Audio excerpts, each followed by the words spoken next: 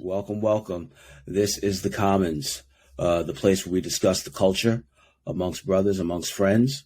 I am Stanley Tatum. I'm here, once again with Maloud Sadiq from Medium, Dawood Bowling, producer, videographer, and King Yassine, promoter of the culture. If you want the melanated side of life, he'll give it to you, from Atlanta to Salvador Bahia and other parts where it's warm and sunny and there's music. Today we're going to touch on something a bit different. Power. A new season of Power is about to start on Sunday. Uh, it's a successful series, and what we're seeing across the board is, in terms of dramatic television, there seems to be a lot of things that are geared towards us. I put that in quotes. Whether it's Queen Sugar, whether it's P Valley, but there seems to be this sort of proliferation of of dramatic shows that center around the drug game. Whether it's the new BMF, whether it's Power in its various incarnations, and even Snowfall, which is chronicling the rise of the crack trade in Los Angeles. You know, while all these shows appear to be engaging, especially the ones that have historical context or just rooted in history, can also be compelling. The question is just, what does this do for us, and what does it say, not necessarily about us, but is that what's on offer for us? Is this effectively our Game of Thrones? Where it's about flipping bricks, and trying to get, that paper and just whatever lingo is appropriate to the time period. Just wanted to touch on that, and anyone can just feel free to start with their comments and opinions. When it comes to Power, I think that Power, I would separate Power from all the other shows, because Power to me it's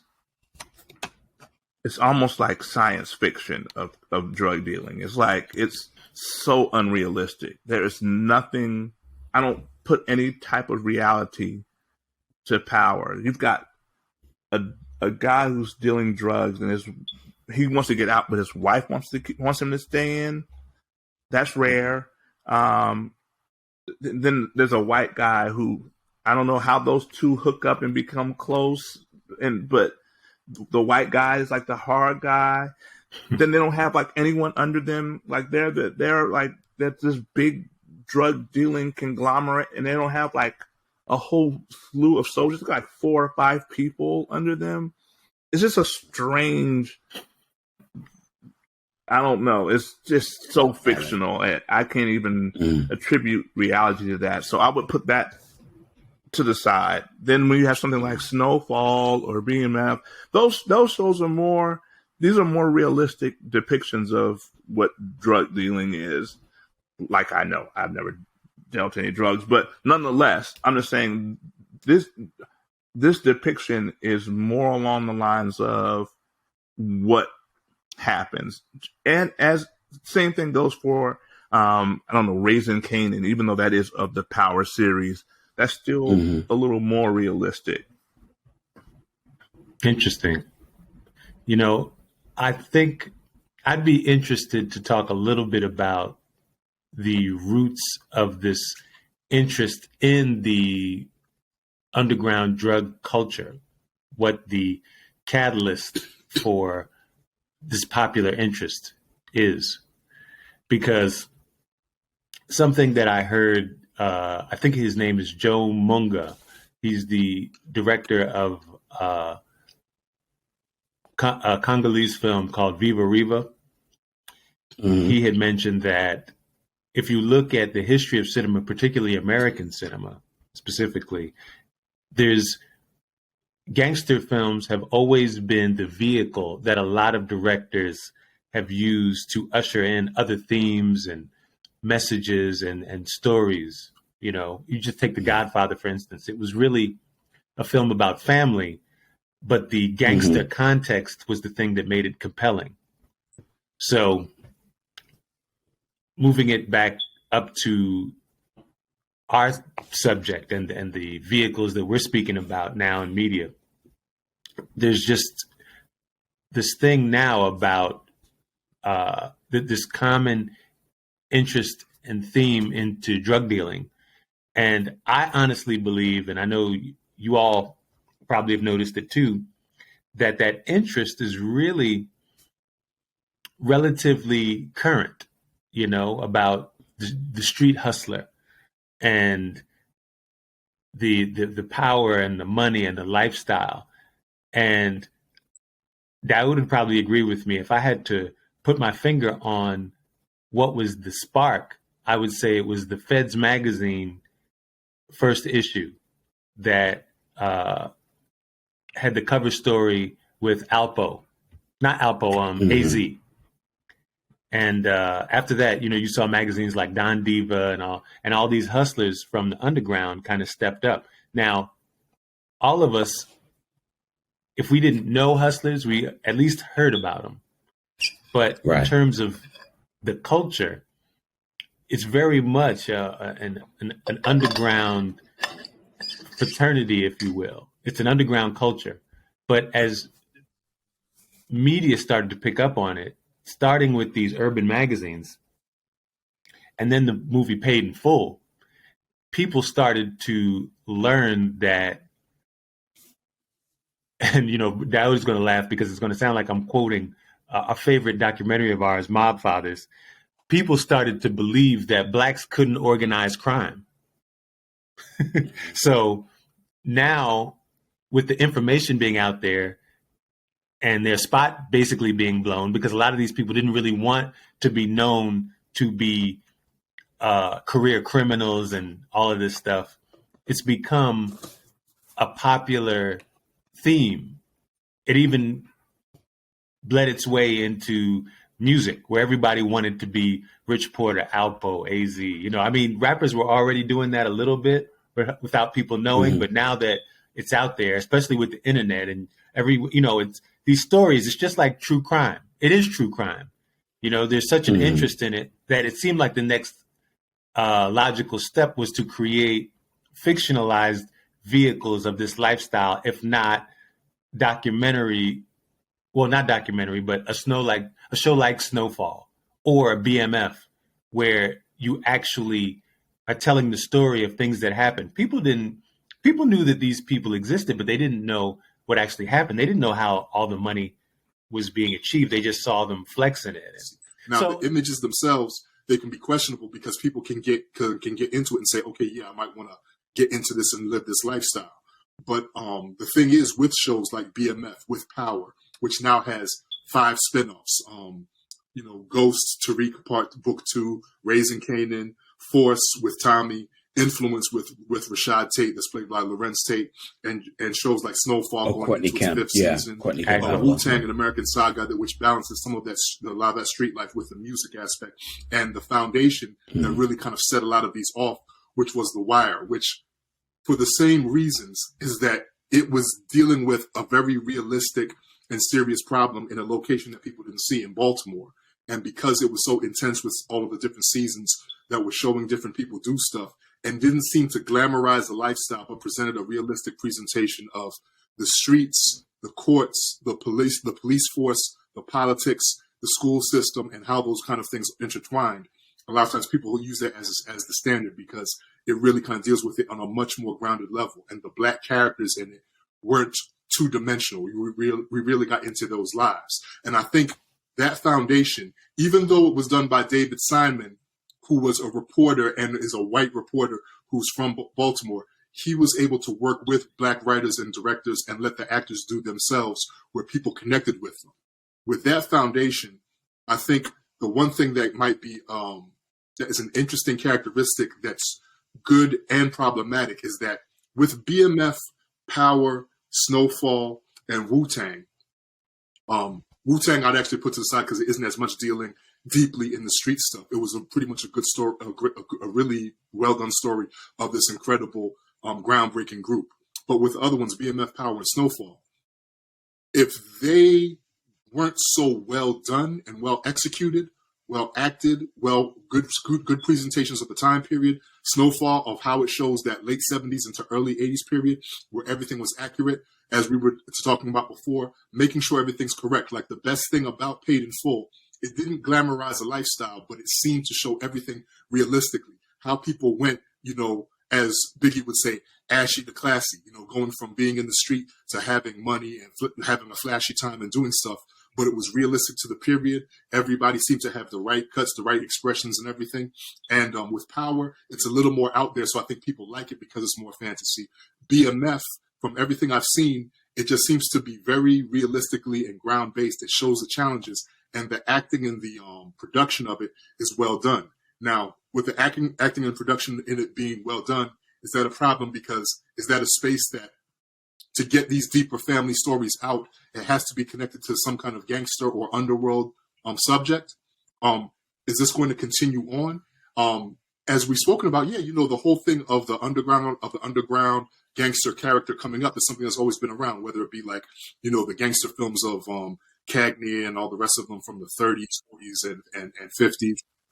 Yeah, exactly. Yeah, that's been going on. And how many times have people made movies about Al Capone and things of that sort? And it's like, okay, that's cool. Do we need to go into the same path that Hollywood does when they have less consequences by putting these images out, by repeating the same stories that have been shown in The Sopranos or The Godfather?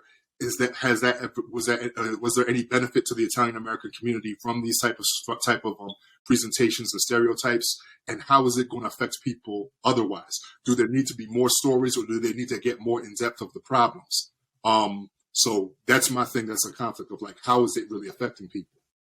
Okay, well, there's a couple things. One of my mentors, Brother Jeff, said something. He said that what crack did was it ruined the hustle.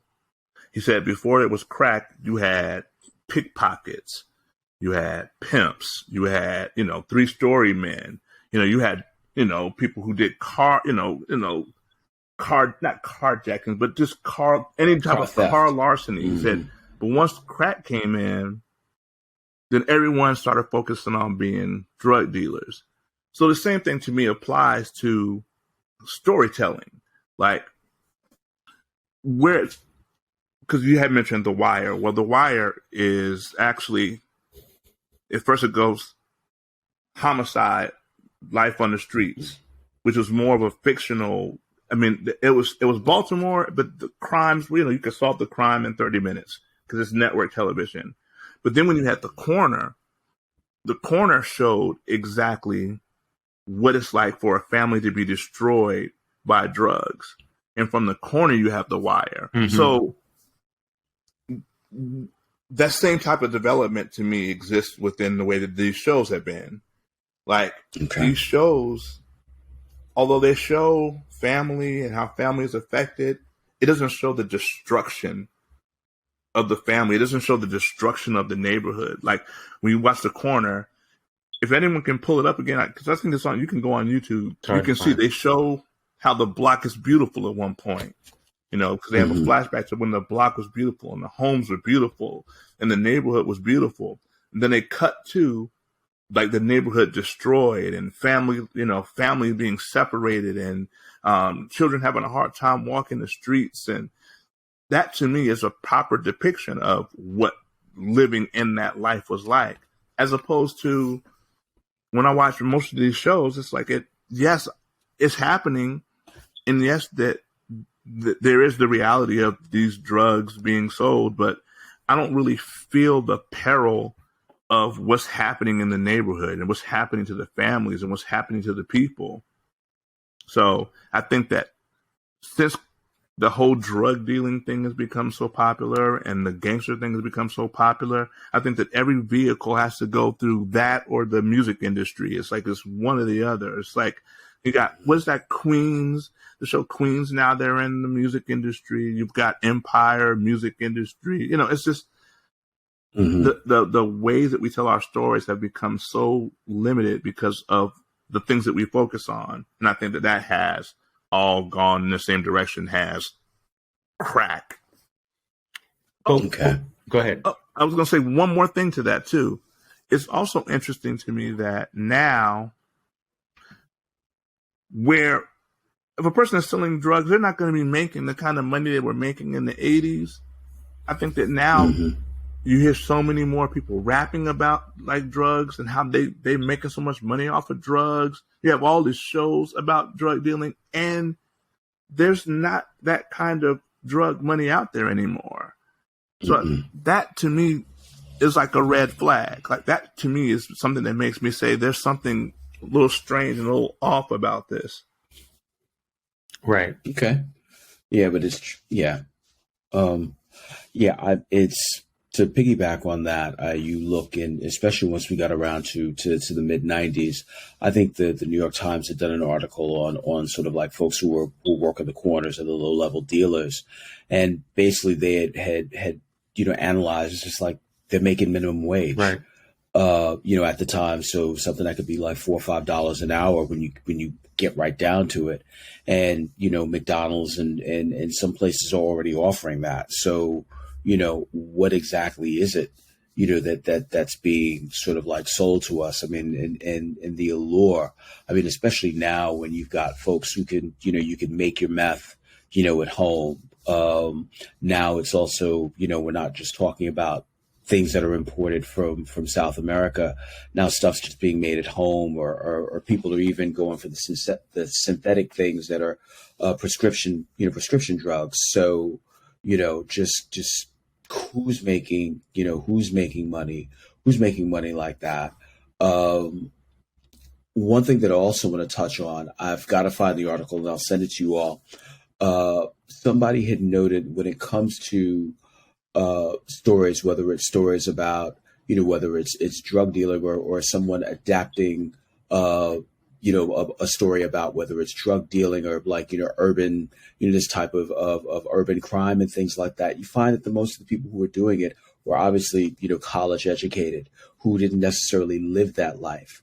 And I understand just sort of like, who the gates are open for, when you're looking at who is able to like write a story and sell a story. But I also find that interesting as well. Just that you've got folks who've obviously have never lived that life, but have found a way to sort of like take that and just sort of run with it. And I won't say exploit, but they've been able to distill it into something that can be produced as a program. I find that interesting. I find that very interesting, if not disturbing as well. Because, obviously the talent is out there in terms of, writing original stories. There are plenty of people who are doing that, and plenty of voices that are out there that can, they can give us something that can intrigue us beyond just sort of, selling. But, well, this just is, go ahead. No, I was just going to on that point. I mean, it's, I hate to say it, but it's the easy layup. I mean, this is what people want to see. It's almost. Do you all remember when Spike Lee made Do the Right Thing, and the critics were upset that he didn't cover drugs? Yeah, it always it's not interesting, but it's also sad how. It's one thing to say that we can limit ourselves in terms of what we bring in, but it's also how people try to limit us, especially when we move into their spaces. I mean, look, you're going to give Method Man grief for playing lacrosse, which is a Native American sport historically, and then you've even had somebody celebrated like Jim Brown, who played lacrosse, right. At Long Island University. So it's just, this whole gatekeeping and trying to stratify and keep, us within, quote unquote, our lane. It's just interesting how it works on, as it comes like both ways. To your point, Dawood, I would say that you should read the book, Our Kind of People by the late Lawrence Otis Graham. I actually met him. Yeah, I met him once or twice, like back in the 90s, and this was coming on the heels of him going undercover as sort of like a waiter in a country club. So that he was, it was good to talk to briefly, but nonetheless, it's how you also see, you can find videos of this, how he and his wife were rearing their children. I think they've got like two sons, and how they wanted to keep them safe, and everything from that, the whole respectability thing, how they should dress, how they should approach or deal with people, and things like that, and react to certain situations. It's good, but at the same time, it's like, okay, that type of like class separation, it does make for good drama. It can curdle your milk, but it does make for good drama, because while they're quote unquote up there, and most of us are trying to maybe not necessarily just to get to that, I won't say rarefied air, because they really pick and choose who they want to keep company with. Yet and still, it's like, if you're just trying to strive and do better, for your children or for your family, you're still in some ways like, looked down upon. This is why in some respects, when I came to Morehouse, I mean, I didn't know anything about Jack and Jill. I didn't know anything about the links. I didn't know about like any of that stuff.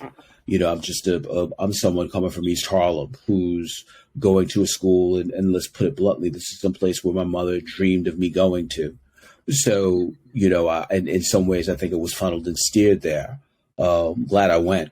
But, nonetheless, it's to be exposed and realize you've got like these kind of class issues there, or just like, are you the Tatums? Are you from the Virginia Tatums or something like that? It's just like, okay, no. But, not nonetheless, yeah, well, what I would say is that my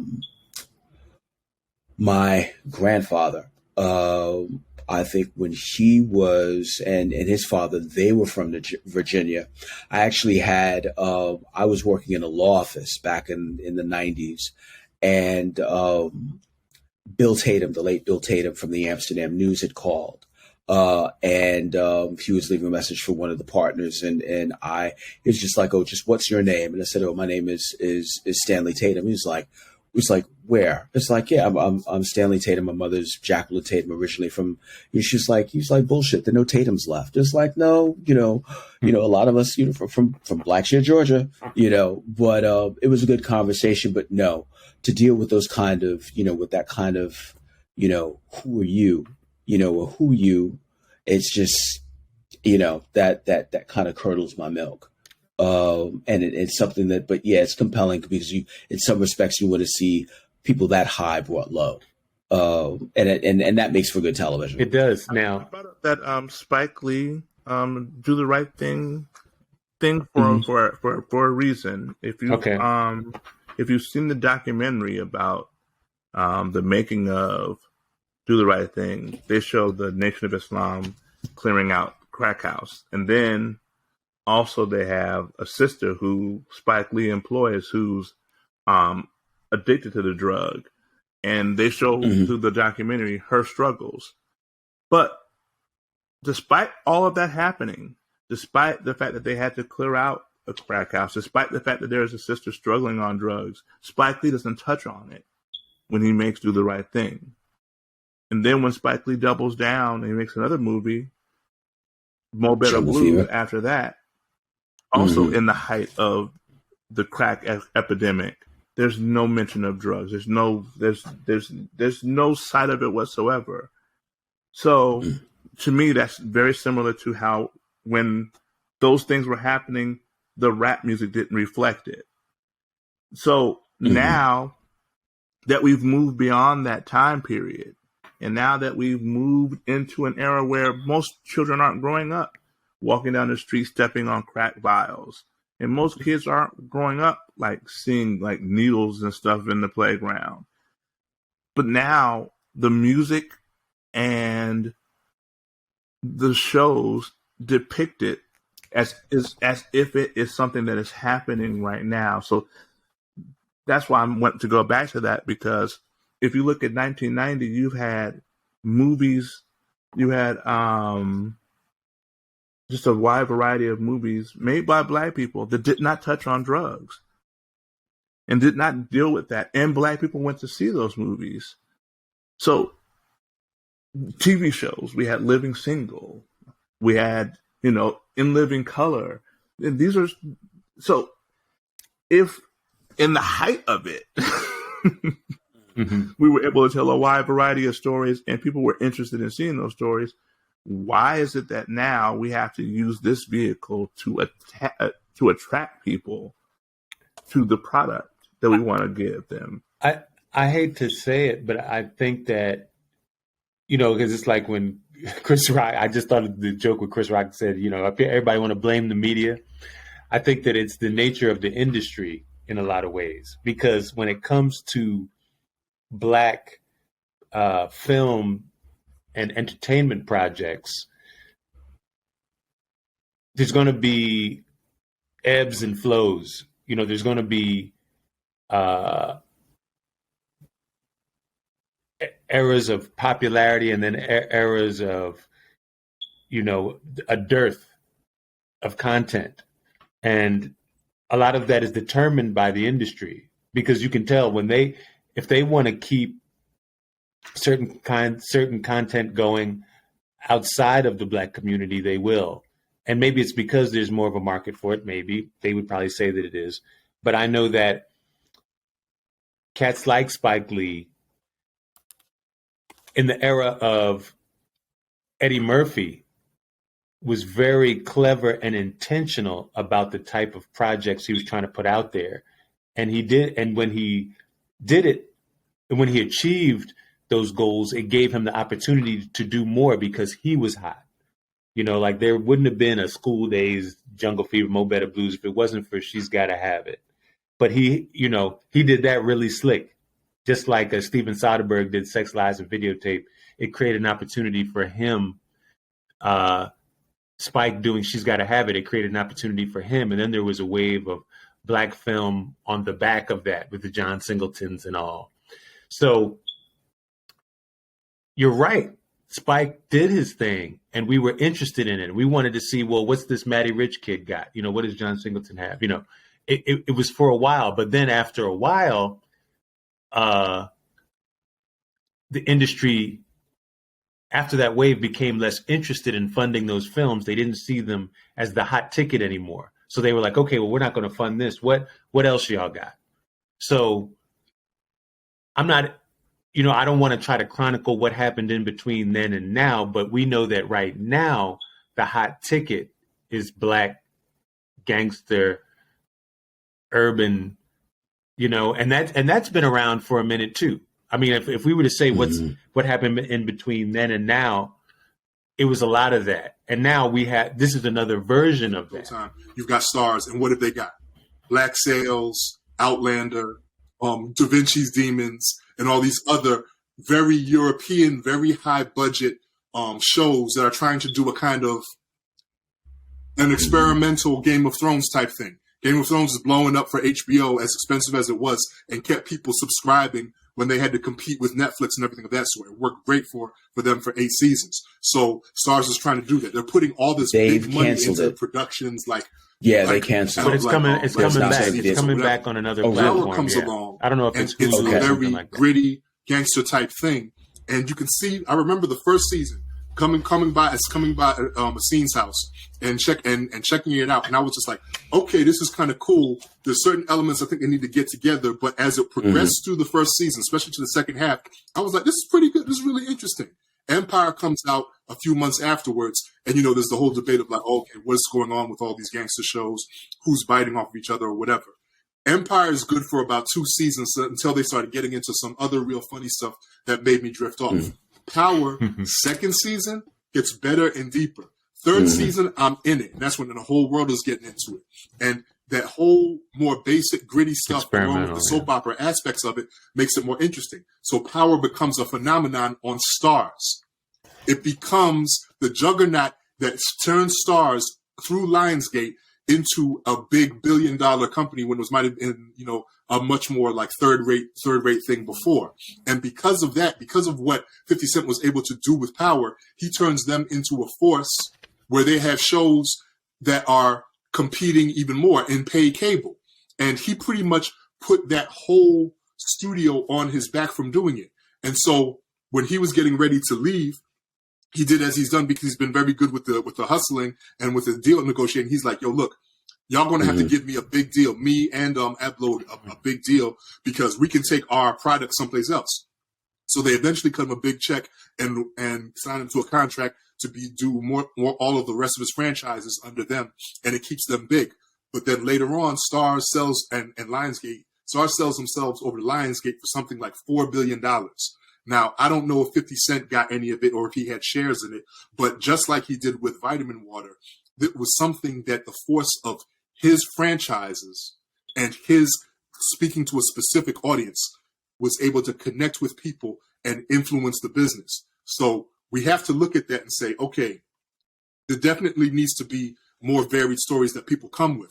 But when it comes to franchising in the business, he's just doing this as a straight businessman and capitalist. The same thing that Dick Wolf does with his 25 different Law and Orders and FBI and a whole bunch of other things that are showing on television in so many different countries constantly.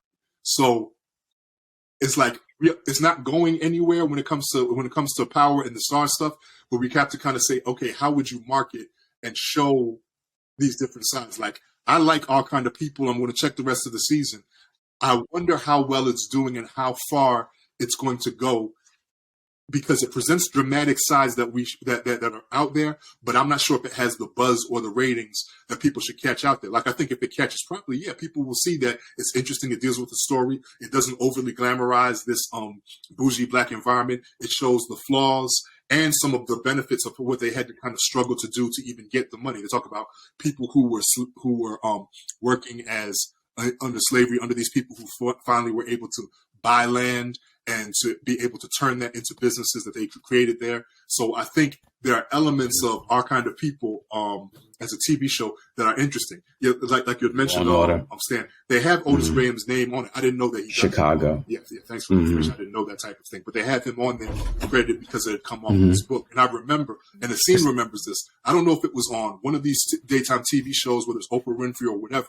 When Graham had gone on and spoke about it, he was catching hell from the audience just because he was speaking about or was kind of connected, adjacent to this whole bougie environment. He's just like, I'm just writing the story, hey, I came up a little bit in this type of stuff, but you're making it like I'm telling you, like I'm putting up the brown bag test and saying y'all can't come in.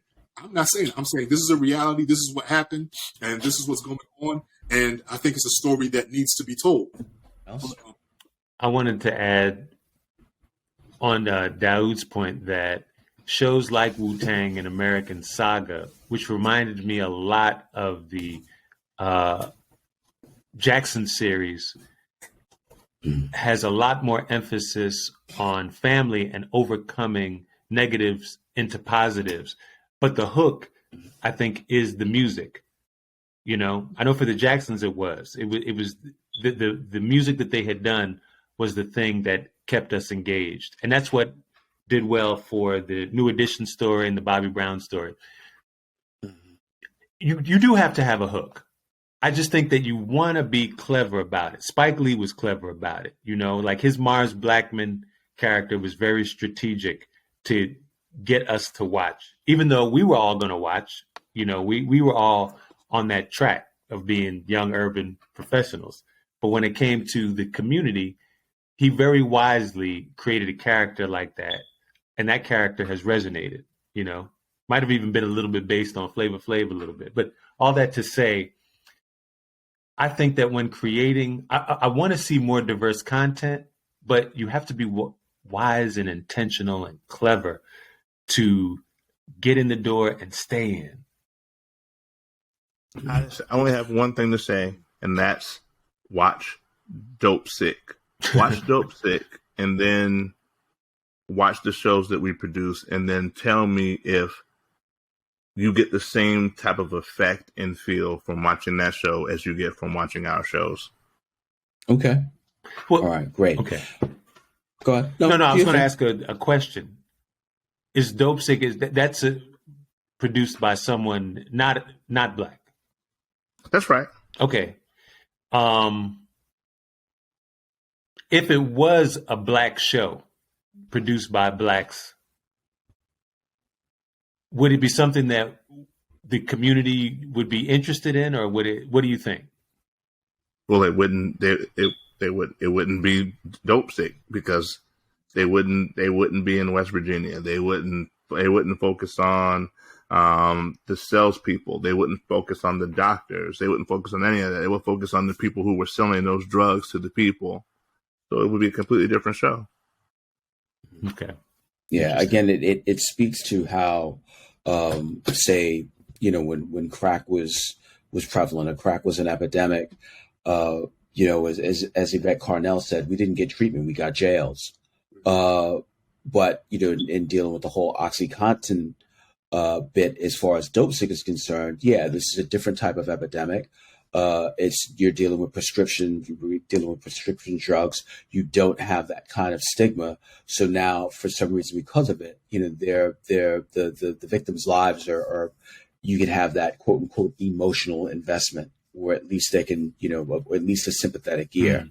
So I think that's how that skews it. We if we were producing Dope Sick, that it would be sort of not necessarily a fly on the wall. There would still be sort of us on the outside really looking in, on the way outside, and just, or sort of the way that we're looking at it now. It's just like, okay, y'all have been dealing with this, y'all have been dealing with meth, but look at how, government will be working in tandem with you in order to get you well.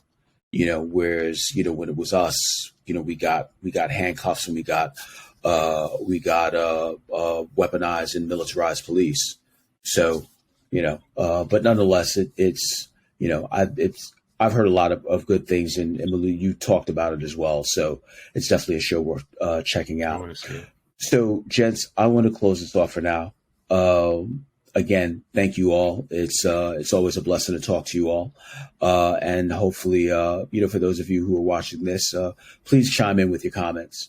How do you feel about this? How do you feel about, how we presented and what our ideas and what our thoughts and opinions were? And we'll see you again as well. All right. Could I add one last thing? Thank you and take care. I wanted to make sure that we mentioned this before we closed out.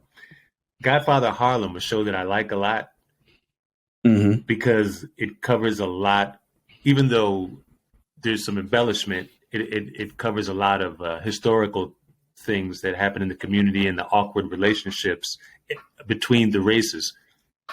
An issue I do have is them embellishing Bumpy Johnson's character to really having him involved in the drug trade, Hard Body, because from what I understand, that wasn't really his thing. I think they're trying to combine characters, and that kind of rubbed me the wrong way. It's cool. The stories are cool, but I'm like, but that's not what he was about. And it can be confusing.